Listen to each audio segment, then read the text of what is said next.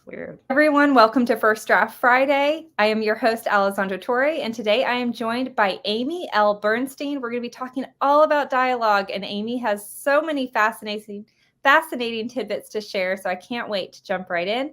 Amy, welcome to First Draft Friday. Do you want to introduce yourself to the audience? Yes, thank you, Alessandra. I am so excited to be here on First Draft Friday. I've been a long admirer of you and the program. I'm a multi-genre author. I can't seem to pick a lane. I released a novel just this week called The Nighthawkers, which is actually a time-traveling paranormal romance, and that's out now and getting some nice reviews. People seem to like it. And in August, I'm releasing, or Regal House Publishing is releasing The Potrero Complex, which is a dystopian mystery thriller. So I like writing across the genres. You really are. You're jumping way over. I'm the same way. I can't seem to pick a lane to stay in. But one thing that does cross across every genre is dialogue. And this is a fantastic thing to talk about because, as we discussed in the pre-call, authors oftentimes love dialogue or hate dialogue. And typically, if they hate it, they're just not yet comfortable with it. So I'm hoping that all of the tips that you share today will help ease their comfort level. So do you just want to jump into a little bit about why dialogue is important and why it matters in a book?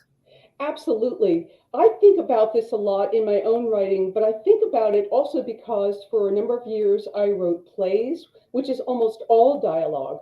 And so you're constantly thinking about every word, every syllable, and the rhythm, that comes out of every character's mouth. I also was an executive speechwriter in my earlier part of my career. So again, you're writing for the voice, which was I thought about a great deal about the cadence and the pacing and the word choices, and how to build drama in a speech. And at a certain point, I also freelanced as a public radio reporter. And again, you're writing for the voice. So when I turned to novels, it was really on my mind. And I think one of the things that every writer needs to think about, first and foremost, is how do you make your characters sound different from one another? Because sometimes I'll pick up a book and I feel like they all talk exactly the same way. And I think it's such an interesting thing to take a dive into how to differentiate the voices in your novel. And there's lots of techniques to do that. Should we talk about some of those techniques? Yeah, let's jump right in. Okay, awesome. There's a quote I absolutely love. It floored me when I was doing all the research for this, which I teach in a class, by the author Elizabeth Bowen. She's an English and Irish author. She said, "Dialogue is what characters do to each other." And I feel like every person writing a novel should put that on a sticky note and stick it up on the computer or the yellow pad. Dialogue is what characters do to each other. Not dialogue is what characters say to each other. It's what they do. It's all about intentionality that comes out through words. I just find that so powerful and so fascinating. Does that resonate with you? I do. Like, what does do mean? I mean, I know what do means, Right. but what do you mean when you say that? Right. So doing implies action on the character's part of some kind. And action is going to set up expectations of reactions and interactions. So you've got movement in a scene, which produces some narrative movement, and some energy. And it's why it's not. She didn't say dialogue is what characters say to each other, which kind of can seem kind of static. It's what they do to each other. So you've got you've got physical movements. You've got what we call action beats, which are those things that characters are doing between the words, which are so telling, and what they say and what they do may not line up. So it's a very interesting combination of things that you can begin to put together. I love that thought. And when we're talking about dialogue, just to clarify, dialogue is strictly verbal communication, or can you have internal dialogue?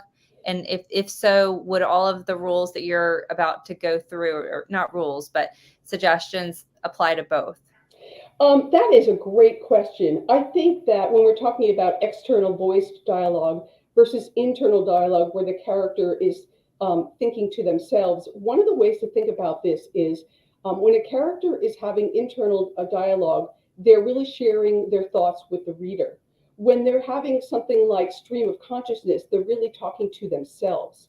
And those are things that we can begin to differentiate. And I've analyzed some really complex scenes where you've got almost all of this going on at once, but you really have to be a master to do that. James Joyce did some of that. Even in his more accessible fiction, he did some of that. So I think that the rules do apply, but they're used differently. And I have some examples that I think might show you a little bit of that. Perfect. So do you Okay. want to go into the examples? Is that what we're No, doing? well, so I wanted to make three quick points about how, when you're structuring dialogue, what to think about your characters saying and why they're saying it. So the Yeah. three things are that dialogue reveals knowledge, it reveals personality, and it reveals intention. And Robert McKee, who also wrote one of the definitive books about this, The Art of Verbal Action for the Page, Stage, and Screen, and I can share that with you later, um, he also had a great quote. He said, dialogue is the outer result of inner action, which is a Well, great compliment to what Elizabeth Bowen said, because it implies that there is action there, right? So here's a really quick way of looking at that. Dialogue reveals knowledge. So a composer who's talking about music isn't necessarily going to talk about a piece being loud or fast or slow. They're going to talk about forte, pianissimo, andante. They're going to use their language. And that's how you're going to make sure that that character is really living in their experience. Um, uh, if you're talking about dialogue revealing personality, listen to how different these two examples are. One character might say, I made a dinner reservation for 8 and I expect to see you there. Don't disappoint me. Oh, we know a lot about this person. We know an awful lot about we this know person, everything we need to know about that right? person, But right? what if the person said, I made a dinner reservation for 8. I know I'm asking a lot, but I'm really hoping you'll be there. That's a different person. Yeah. It's a different person, a different relationship and dynamic with that other Exactly. person. Exactly. And that's how dialogue can really reveal personality, right? So the third thing is dialogue reveals intention. And here's where what the character says and what the character does may or may not line up, which again tells you so much about the character and lends so much tension and conflict to the scene. So here's an example of that.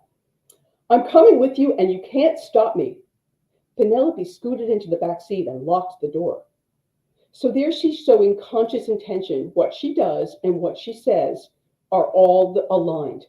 But here's a different example. Then go, leave me, I don't care. Christian gripped Leon's shoulder so tightly, Leon yelped in pain. Oh, so the character is saying go and physically holding the other character Yeah. back. I don't care, but obviously they do. Right. Sorry. I'm going to apologize That's right okay. now, That's dogs. okay. The dog approves. It's good. The dialogue knows how important The dialogue is. dog knows. It's So, like, you know, yes. so there's so much more to it, of course, but I think if you even keep those three basics in mind as you're going forward in your writing, how do I tell these characters apart? How do they sound different from each other? And you think about knowledge and intensity and what we call the action beats, which is what are they doing when they're not speaking or in between what's happening in between the words. It takes you a long way down the road of making a scene really interesting and dynamic. And I really like that first one. I mean, I like all of these, but saying dialogue reveals knowledge, because I think that is something, especially in newer writers, but I have no doubt I've been guilty of it also. We often talk through our characters. Our characters often talk in the same way that we do and that we think. And if we're not experts in a field, then oftentimes, I mean, we would talk about something the way that we would talk about that topic. But it also can show your background and upbringing and how much general knowledge, and education you have as well. Well, and let me make one other point about a general point about writing dialogue in a novel.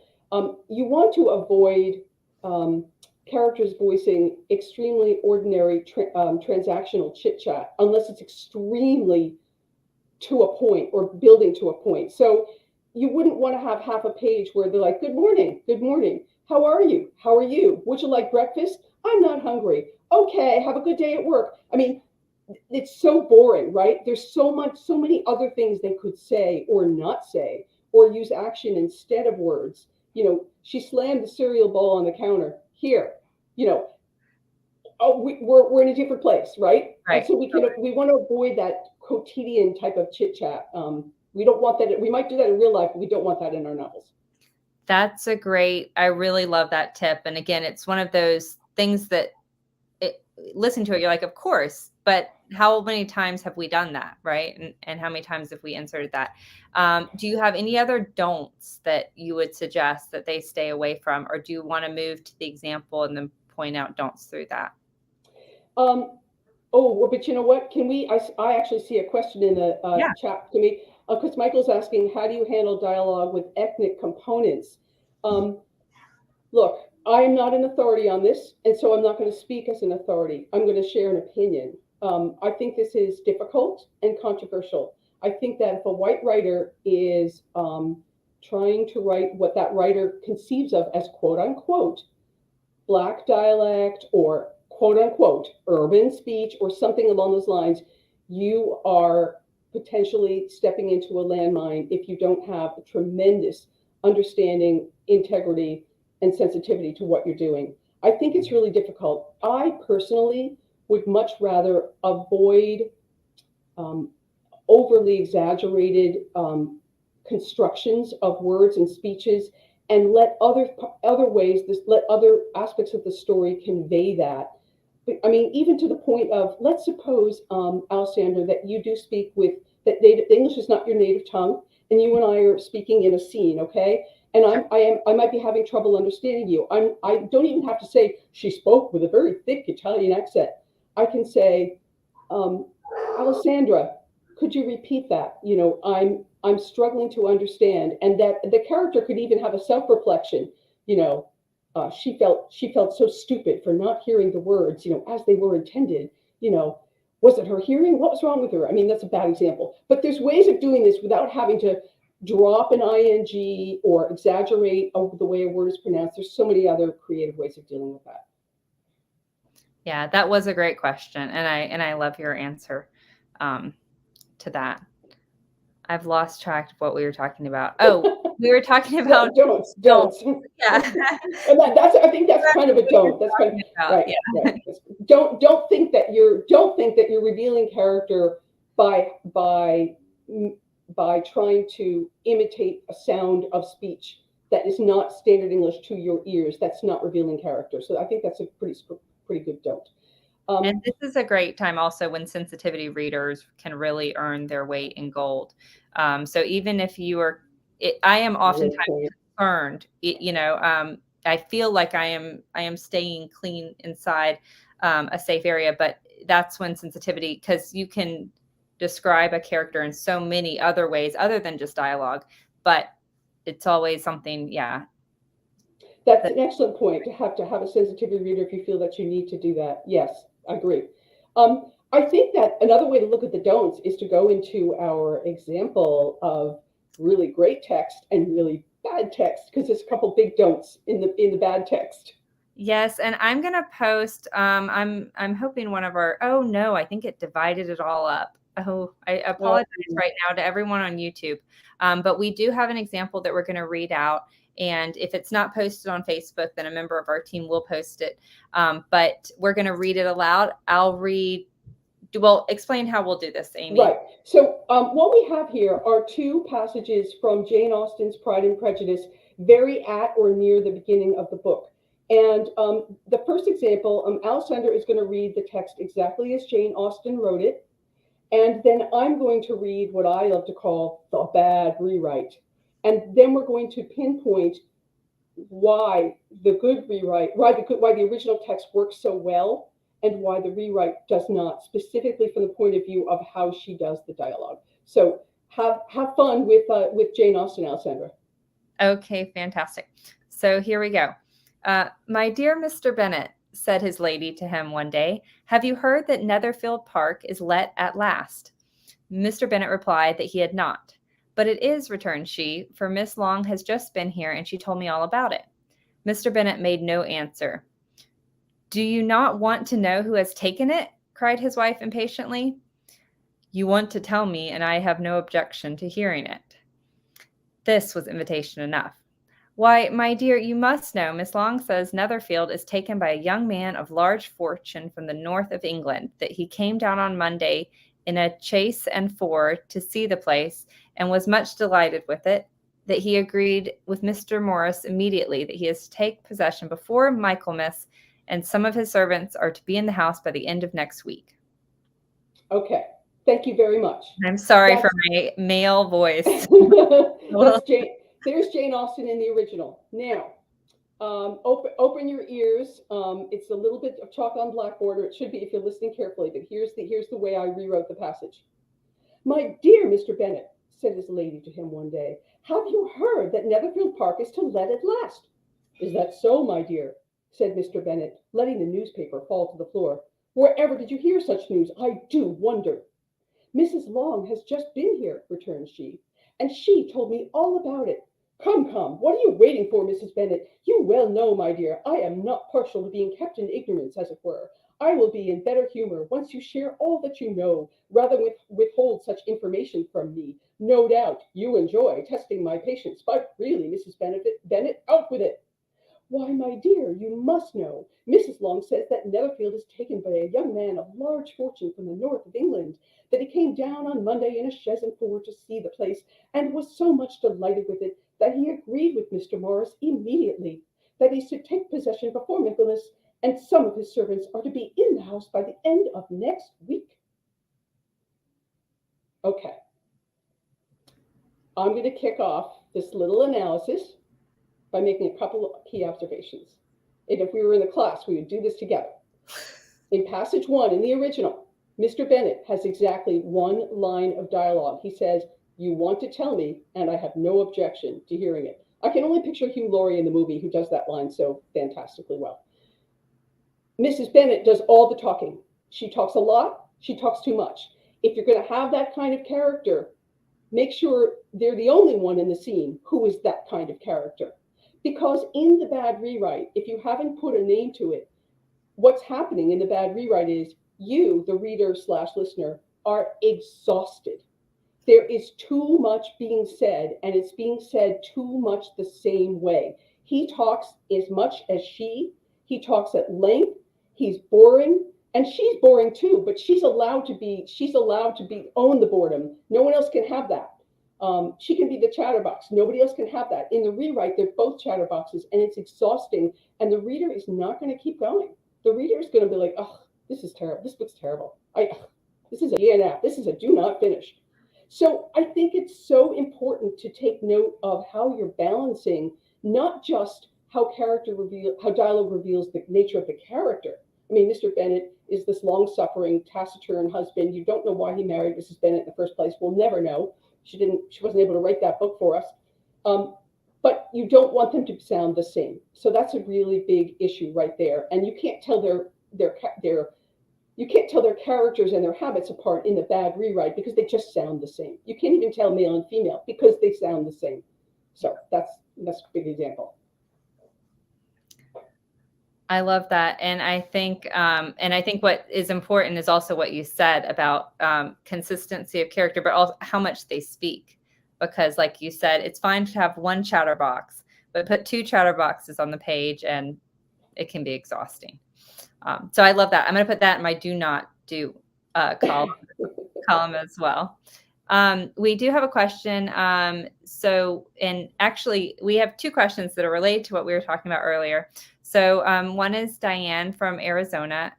So as a follow-up to the earlier question, how would you recommend describing when someone speaks with an accent?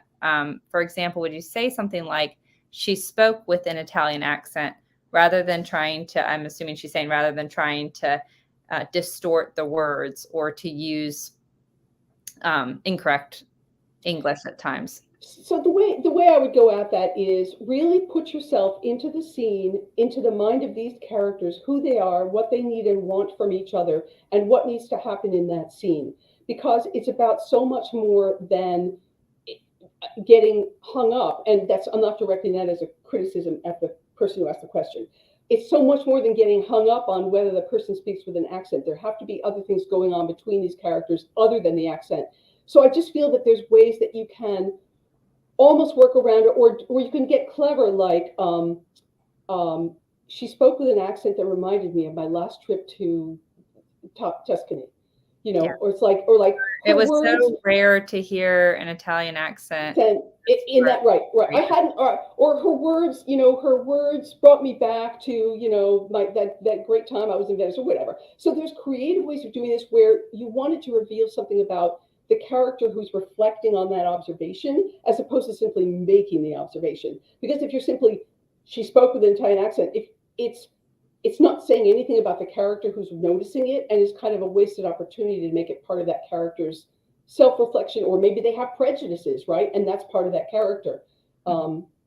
You know, I mean, something awful would be, you know, she talked like a mobster. You know, like if this is an awful character who's got awful vibe, but the point is they're revealing that through their speech. So there's ways of handling it. Yeah. And so someone, Edward was asking about sensitivity readers, who said, do you really value sensitivity readers? Is it better to write what you know? And I'm happy to answer this, but do you have... You run with it. You run with that. I'll follow you. Yeah. I'll say, Edward, I recently had a traditionally published book, which was, well, I don't have a copy of it because it's not out yet. And the publisher had 2 sensitivity readers go through it, and they pointed out things that I had no idea were offensive, or, I mean, it's just me and my limited world and limited knowledge did not realize, you know, that I was offending a group or with something that just didn't even occur to me. So I think there's that. There is write what you know, but in our world, we're often inside characters' heads that aren't us. If every character in my book was, you know, a white girl who'd been married, you know, for 15 years, it'd be a very bland cast of characters. So oftentimes you have to write things you don't know. So I'm not saying that every book needs a sensitivity reader, but certainly if you're stepping into areas that you don't know, then I think it's worth, and a lot of times you can even find a sensitivity reader for free. You know, it's not necessarily, if you're on a tight budget, there are a lot of opportunities you can have just, and it doesn't have to be a professional sensitivity reader. It could just be someone, and it's not always a racial thing or whatever. It could just be, I'm writing about steel workers in, you know, I don't know where steel workers work, but in, you know, in some part of the country that I don't know anything about. And so I want to find a beta reader who's from that area or who has worked in that industry that can say, we, you know, steel workers would never talk to each other like this, or, you know, this item is incorrect. So that sort of thing is great to have. Yeah, I think that's so, everything you said is so true. You know, we only know our lived experiences, and we try as we might, and you know, a lot of us try, we can't see past our own lenses some of the time. And Alessandra, I think it's so great that you admitted that notion that you were writing something that seemed totally, you know, just like normal, and there couldn't, how could anyone possibly either take offense or think that, you know, you were throwing some shade or whatever. And yet there's a whole other way of looking at it that we don't have that lens. So I think it's important. And I want to say that I do think every writer should have the right to write about anything they want. That's what imagination is, and we have to go where it leads us. But we do have an obligation, I think, to be careful and intentional and mindful about how we do it. And Michael, returning to our foreign, it's so interesting because it is something that I struggle with when I write foreign characters, is how do you point out different things you're trying to create. But he said, what about syntax? Sometimes the foreign, I hope I'm saying that right, syntax is different than English. I don't even, what is syntax? It's your use of grammar in a phrase. For example, you might put a verb after a noun, or a preposition might be in a different place in a sentence than we would in American English. And Michael, I think that a little goes a really, really long way. I think you could do it once or twice, perhaps in a heated moment, that character's fluency in the second language falls away, and the what they call the milk tongue, the mother tongue, comes to the fore, and so maybe the language conventions break in a heated moment, and that's revealing character through dialogue, right? But I think a little goes a long way, and I don't think that it needs to be the way everything that comes out of the character's mouth. And again, other characters can reveal their character by how they respond to the way it sounds to them. Yeah, I think that's fantastic. So do you want to return to the sample? Was there anything else you wanted to point out in that, either good things or bad things that were done in those 2 examples? Well, I think, you know, I think we went through it pretty thoroughly, and I didn't think we were going to have time for another one. And you want to do one? We don't have it in the chat. Do you want to do you have the other one in front of you or no? I have the other one in front of Yeah, me. the I think Terry and Millie. it's a little cleaner, so don't worry if it's not on Facebook or YouTube. I think you guys can just listen to this example and you'll be fine. Yeah. So should I read version 1? Yeah, let me just set this up. I just made these up. And here it's a different thing that we're listening for. We're sort of listening for when words marry action beats, by which I mean, what are the characters doing between the words that help you understand who they are? And is what they say aligning with what they do? So it's a different way of thinking about it. Yeah, go ahead and read version 1.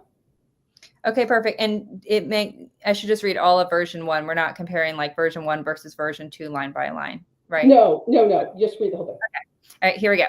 Terry lifted the burger with both hands and took a massive bite.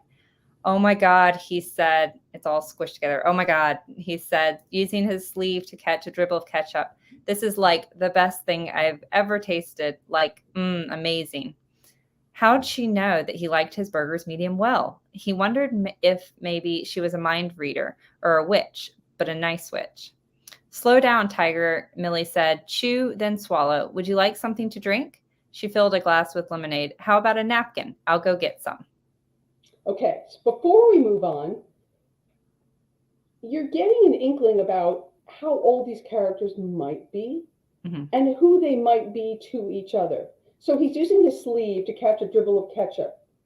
I mean, is this a suave, debonair, It's either a kid or it's somebody who, right. Right? So something that he's doing, not saying, is telling you who he is, and his dialogue is simply aligning with that. And so the action beat plays a really important role. And then we get his inner dialogue because he's saying, how would she know he liked his burgers medium well? He wondered if maybe she was a mind reader or a witch, but a nice witch. So, we're thinking younger kind of guy, maybe a teenager, right? We don't know. Like there's no sort of sexual energy in this scene, okay? And Millie is kind of motherly. She's like, chew, then swallow. Would you like a drink? She's doing for him, right? So she's taking that role of the female helper, right? So you get all that from really like, it's only a couple of sentences. Now, I'll read passage 2. Terry lifted the burger with both hands, shooting Millie a lascivious grin before taking a massive bite. Oh my God, this is like the best thing I ever tasted. Like, amazing. I know, right? Millie said, smiling broadly. You have a little ketchup on your cheek. She reached across the table with a napkin. Right here. Got it. Hungry much? Terry took another bite as if to prove a point.